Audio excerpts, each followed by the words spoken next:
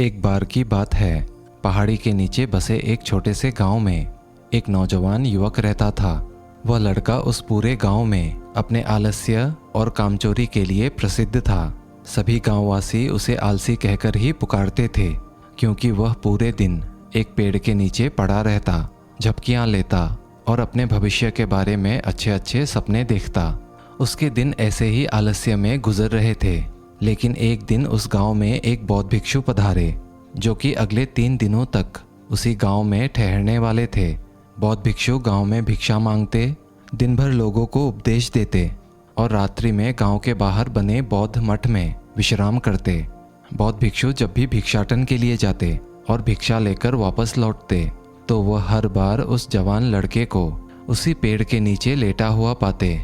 बौद्ध भिक्षु 2 दिनों तक यह सब देखते रहे और वह समझ गए कि यह लड़का मानसिक आलस्य का गुलाम है। तीसरे दिन जब बौद्ध भिक्षु भिक्षा लेकर वापस लौट रहे थे, तो वह उस लड़के के पास गए, जो कि अभी भी उसी पेड़ के नीचे लेटा हुआ था। बौद्ध भिक्षु ने लड़के से कहा, बेटे, मेरे पास तुम्हारे लिए एक काम है। मैं चाहता हूँ कि तुम उस पहाड़ी के चोटी तक जाओ और वहाँ से मेरे लिए एक पंख लेकर आओ। लड़के ने लेटे लेटे ही अपना सिर पहाड़ी के तरफ घुमाया और उसके सबसे ऊंची चोटी तक अपनी नज़र दौड़ाई। उसके बाद उसने बौद्ध भिक्षु के तरफ देखा और उपहास उड़ाते हुए कहा, यह असंभव है। मैं उस पहाड़ी के शिखर तक नहीं जा सकता। मैं बहुत ज़्यादा आलसी हूँ। बौद्ध भिक्षु ने उस लड़के के आंखों में देखा और मुस्कुराते हुए कहा, अरे, लेकिन मुझे जिस पंख की तलाश है वह इस पहाड़ी के शिखर तक भी नहीं मिलेगा। वो तो इस पहाड़ी के दूसरी तरफ एक गुफा के अंदर मिलेगा, जिसके लिए तुम्हें इस पहाड़ी के शिखर तक चढ़कर दूसरी तरफ नीचे उतरना होगा। लेकिन मैं तुम्हें बता दूं, वह कोई साधारण पंख नहीं है। ऐसा पंख तुमने आज तक नहीं देखा होगा। वह एक बहुत ही दुर्लभ लेकिन सुंदर पंख है, जो चारों तरफ अपनी रोशनी बिखेरता है। बौद्ध भिक्षु के इन बातों से उस लड़के के अंदर उत्सुकता जागी। उसने आज से पहले ऐसे किसी पंख के बारे में नहीं सुना था और ऐसे रोमांचक सफ़र के बारे में सोचकर वह अंदर से उत्साहित हो उठा। इसीलिए उसने बौद्ध भिक्षु के चुनौती को स्वीकार करने का निश्चय किया और वह पहाड़ी की तरफ चल पड़ा। लेकिन चढ़ाई बहुत लंबी और कठिन थी। जल्द ही लड़के का शरीर थकने लगा, सांस फूलने लगी और शरीर से काफ़ी पसीना बहने लगा। लेकिन फिर भी उसने अपना चलना जारी रखा। वो जैसे जैसे ऊपर और ऊपर चढ़ता गया, उसे प्रसन्नता और उत्साह की अनुभूति होने लगी, जिसे उसने आज से पहले कभी महसूस नहीं किया था। अंततः जब वह कड़ी मेहनत और लंबे प्रयास के बाद पहाड़ी के शिखर तक पहुंचा, तो वह पूरी तरह से थक चुका था, लेकिन वह बहुत खुश था। उसे अंदर से आत्मसंतुष्टि का एहसास हो रहा था। उसके चेहरे पर योद्धाओं जैसी मुस्कान थी, जैसे उसने कोई युद्ध जीत लिया हो। उसने पहाड़ी के शिखर से नीचे देखा। उसके सामने एक बहुत ही मनमोहक दृश्य था। उसने अपने अंदर एक उपलब्धि की भावना महसूस की, जो उसने आज से पहले कभी नहीं की थी। लेकिन असली चुनौती तो आगे थी। लड़के को पहाड़ी के दूसरी ओर उतरना था और उस गुफा को ढूंढना था, जहां पंख के मिलने की बात कही गई थी। नीचे उतरना और भी ज़्यादा मुश्किल व खतरनाक था, क्योंकि दूसरी तरफ ढलान ज़्यादा खड़ी थी और चढ़ाई के समय लड़का कई बार लड़खड़ाया और गिरा भी था, तो वह डर भी उसके अंदर था। लेकिन भिक्षु को पंख लाकर देने के वादे के वजह से वह लगातार आगे बढ़ता रहा। काफ़ी खोज मशक्क़त और कड़ी मेहनत के बाद जब वह अंत में गुफा तक पहुंचा, तो उसने देखा कि पंख वहीं पड़ा हुआ था, जो गुफा के प्रवेश द्वार से छनकर आ रही रोशनी में चमक रहा था। उसने पंख उठाया और पंख के सुंदरता को देखकर अचंभित रह गया। वह नौजवान युवक पंख को काफ़ी देर तक घूरता ही रहा, लेकिन फिर अचानक उसे याद आया कि अभी तो उसे वापस भी जाना है। उसने खुद के तरफ देखा। वह पूरी तरह से थक चुका था। वह चिंतित हो उठा कि अब वो पहाड़ पर कैसे चढ़ेगा और भिक्षु तक पंख कैसे पहुंचाएगा।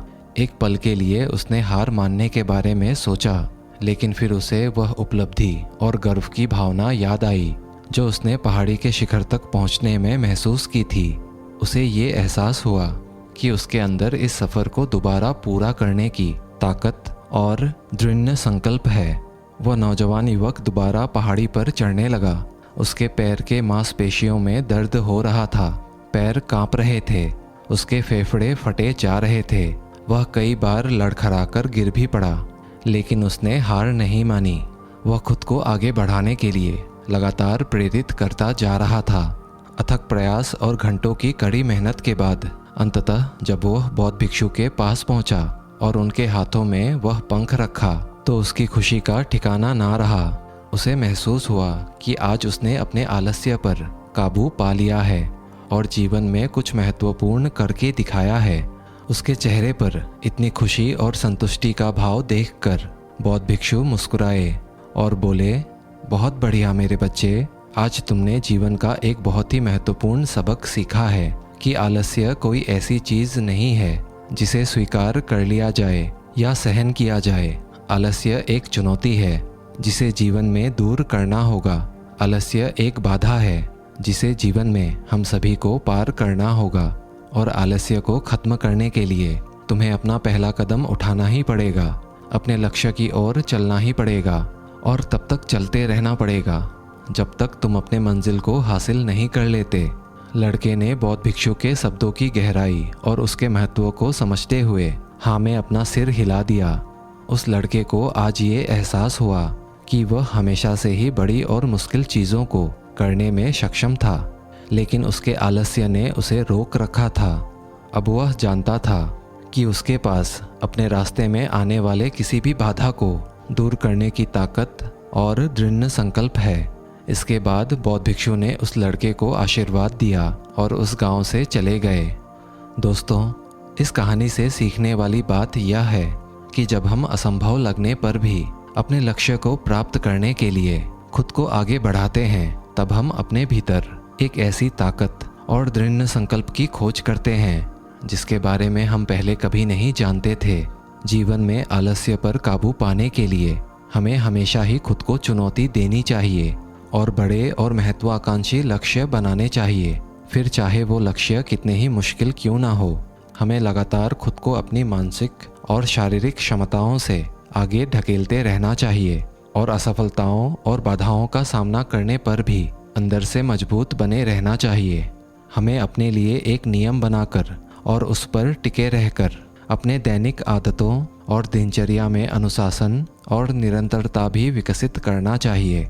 हम अपने जीवन में कुछ ऐसी अच्छी आदतें बना सकते हैं जो हमें हमारे मन ना लगने पर भी ध्यान केंद्रित करने और क्रियाशील बने रहने में मदद करती है।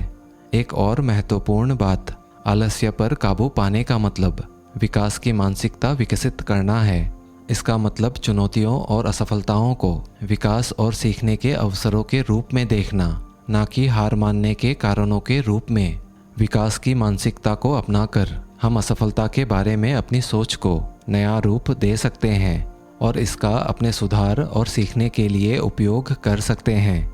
और अंत में हमें अपने आलस्य पर काबू पाने के लिए अपने आराम को छोड़कर जीवन की चुनौतियों और अवसरों को स्वीकार करना ही पड़ेगा। दोस्तों, आशा करते हैं आज की ये कहानी आपके लिए प्रेरणादायक रही होगी। कहानी अगर अच्छी लगी हो तो वीडियो को एक लाइक और अगर आप चैनल पे नए हैं तो चैनल को सब्सक्राइब भी कर ही लीजिएगा। मिलते हैं अगले वीडियो में, तब तक के लिए धन्यवाद।